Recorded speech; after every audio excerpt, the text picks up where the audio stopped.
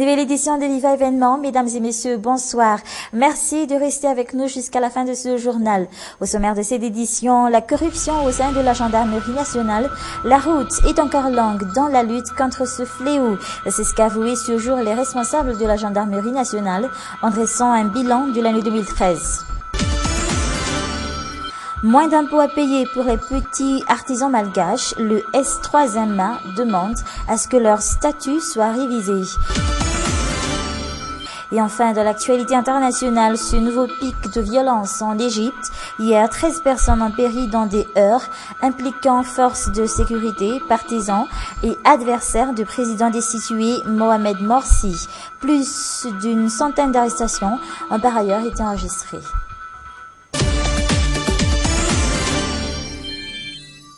Voilà pour les titres. L'heure est maintenant au bilan pour l'année qui vient de s'écouler pour la gendarmerie nationale. Les responsables se disent insatisfaits des efforts fournis dans la lutte contre la corruption au sein de la gendarmerie nationale.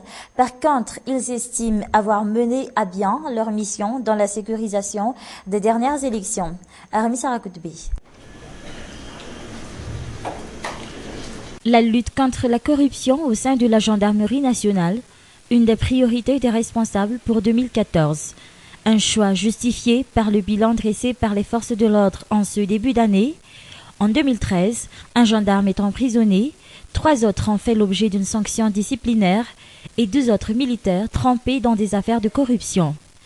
Le numéro 1 de la gendarmerie nationale tire la sonnette d'alarme devant tous les hauts responsables. Beaucoup reste à faire.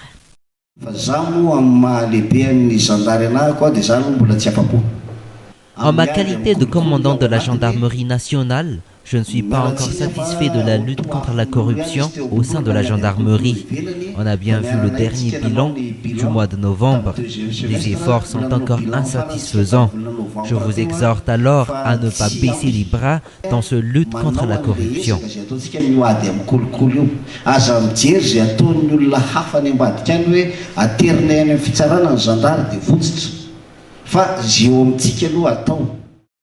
Les responsables prévoient aussi de renforcer la capacité des gendarmes pour éviter toute perte de vie humaine sur le terrain.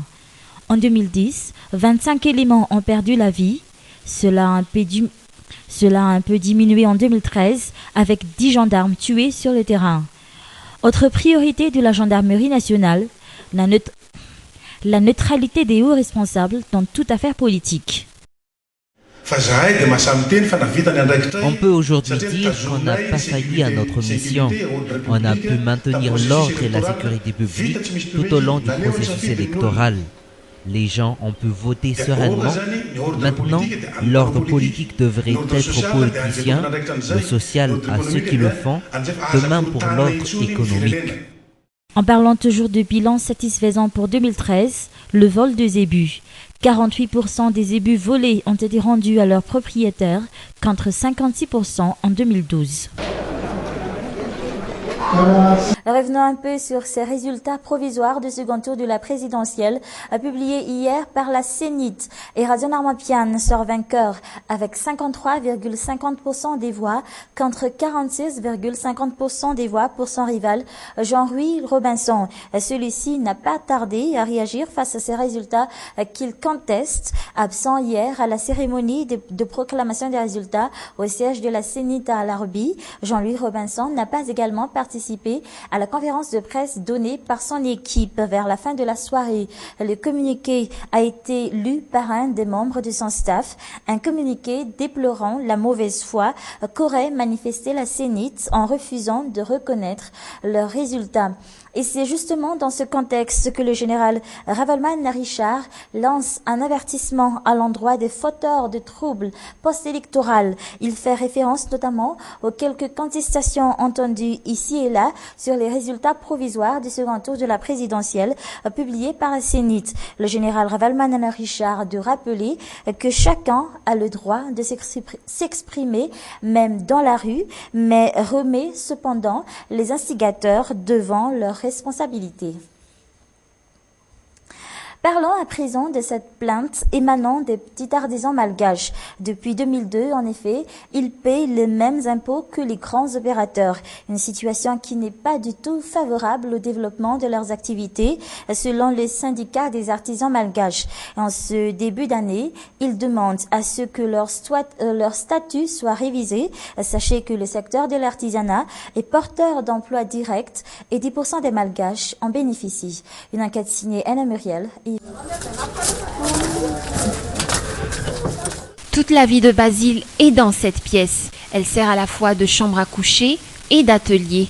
Basile est créateur de chapeaux à base de natte et de raffia.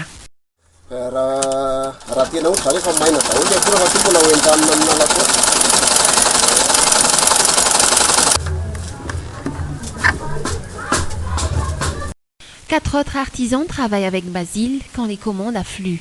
Ce petit artisan a derrière lui 25 ans d'expérience. Et pourtant, les affaires ne marchent pas toujours. En une année, les chapeaux se vendent bien pendant au moins 3 mois, puis plus rien. C'est à peine si Basile en vend quelques-uns pour nourrir sa famille. Cela fera 25 ans que j'ai fabriqué des chapeaux et des sacs en rabane et en paille. C'est surtout le mois de juin au mois d'août que nous faisons le maximum de notre chiffre d'affaires dans l'année. Les petits artisans comme Basile sont aussi laminés par les impôts qu'il faut payer. Impôts qui n'ont cessé de grimper depuis 2002. Depuis 2009, le paiement des impôts nous est devenu difficile. Dernièrement, on me demandait de payer quelques centaines de milliers.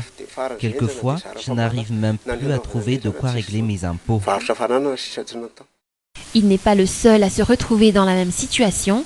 Le syndicat des artisans S3MA exige même des autorités une révision de leur statut au niveau de la fiscalité.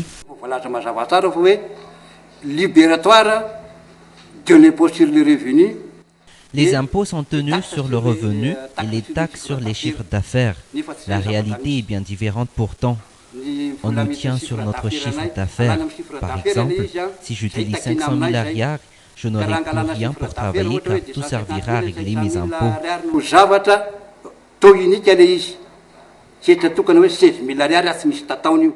Autre revendication de ce syndicat, la création d'un ministère de l'artisanat pour mieux gérer ce secteur porteur d'emplois directs pour 10% des Malgaches.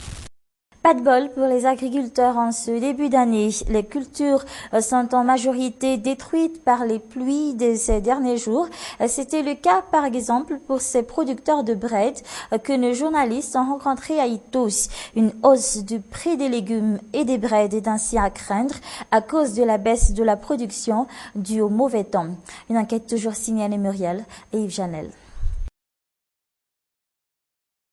Après les pluies de ces derniers jours, Eyre nourrit encore l'espoir d'obtenir 5 à 6 sacs de bread.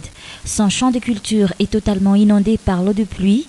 Aujourd'hui, il doit cueillir des bread de type Tissam et Rabrebak, des commandes passées par ses clients.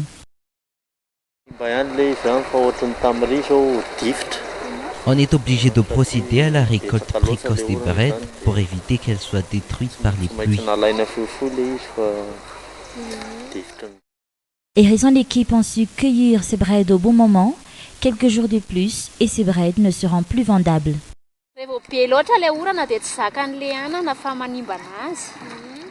Trop de pluie tue nos cultures. Les bread jaunissent comme celle-ci. À ce stade, elles ne sont plus comestibles mais destinées au porc. Après la saison de pluie, ces agriculteurs prévoient encore de cultiver des bread sur ces champs de culture.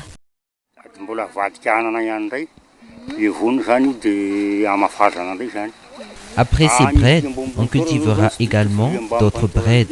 Par contre, pour les terrains inondés, on devra encore attendre que la terre devienne cultivable. À cause du mauvais temps, la culture de bread et de légumes sont menacées par l'inondation. Une flambée des prix de ces produits de la terre sont à craindre d'ici peu à cause de la baisse de la production.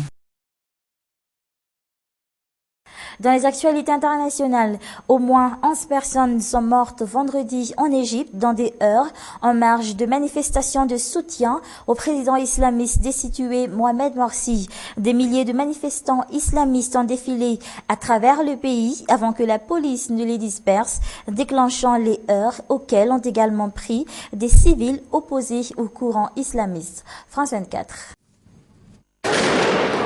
Étincelle dans la capitale égyptienne. Les manifestants pro-Morsi ont jeté des pétards et des pierres sur les policiers, un moyen de les empêcher d'approcher. Les forces de l'ordre ont riposté à coups de gaz lacrymogène. Les anti-Morsi étaient également dans les rues. Chaque vendredi, ils organisent des manifestations comme celle-ci. Ils frappent les gens, détruisent des voitures. Ils disent qu'ils sont pacifiques, mais pas du tout. Ce vendredi, les frères musulmans ont une nouvelle fois bravé l'interdiction de manifester.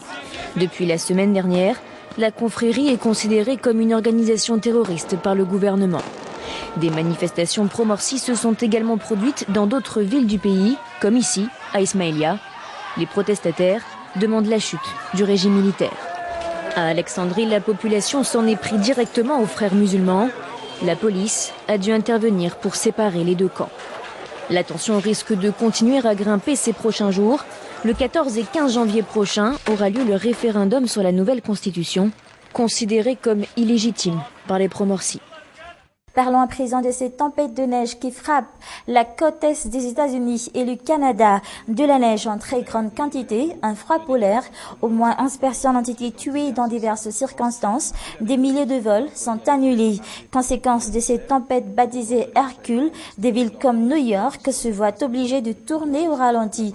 Au moins 1000 vols ont dû être annulés dans cette ville. Le siège des Nations Unies a même suspendu temporairement ses activités et les habitants sont invités par le nouveau maire de la ville à rester chez eux. Par endroits, la température atteint les moins de 44 degrés. Direction à présent la Russie qui recevra dans 5 semaines les Jeux Olympiques d'hiver de Sochi. Le président Vladimir Poutine et son premier ministre Dmitri Medvedev se sont livrés hier à une opération de communication de grande ampleur. Objectif, rassurer et montrer que tout va bien. La Russie ayant été touchée ces derniers jours par deux attentats kamikazes. France 24. Fidèle à son habitude, Poutine a chaussé les skis pour une opération communication comme lui seul sait les faire. En combinaison, lunettes et casque noir, le président russe a descendu des pistes situées non loin des pistes officielles qui accueilleront la compétition. Il n'était d'ailleurs pas seul puisque son premier ministre, Dmitri Medvedev, a lui aussi démontré ses capacités physiques. Les deux hommes se sont ensuite rendus dans un hôtel pour vérifier l'avancée des travaux un mois avant l'ouverture des Jeux Olympiques d'hiver de Sochi. L'occasion aussi de discuter entre deux portes avec une athlète déjà sur place. De manière générale, c'est plutôt bien, mais il y a tout de même quelques détails que je n'aime pas trop dans cet hôtel. S'il vous plaît, expliquez-moi. J'en ai parlé à mon entraîneur, il est au courant. Vous ne voulez pas nous le dire ? Désolé, je suis trop intimidée. Des rires, mais la situation est grave et le président russe le sait, moins d'une semaine après les deux attentats qui ont durement frappé la ville de Volgograd, située à 700 km de Sochi. Il s'agit aussi et surtout pour le président russe de rassurer les 6000 athlètes et les dizaines de milliers de visiteurs attendus pour ces Jeux Olympiques. La sécurité des sites a encore été renforcée. 40 000 policiers doivent être déployés dans les rues. Des centaines de caméras ont été installées. Des drones, des dirigeables seront positionnés au-dessus de la ville. Et la mer Noire qui jouxte Sochi sera sécurisée par 2 navires de guerre. Poutine a prévu de rester plusieurs jours dans la ville haute de ces Jeux Olympiques afin de mener une inspection en détail des différents sites et peut-être de profiter du soleil et du vin chaud. C'est la fin de ce journal. Merci à vous de l'avoir suivi jusqu'à la fin. Je vous souhaite de passer un excellent week-end en notre compagnie. On se retrouve lundi prochain. Au revoir.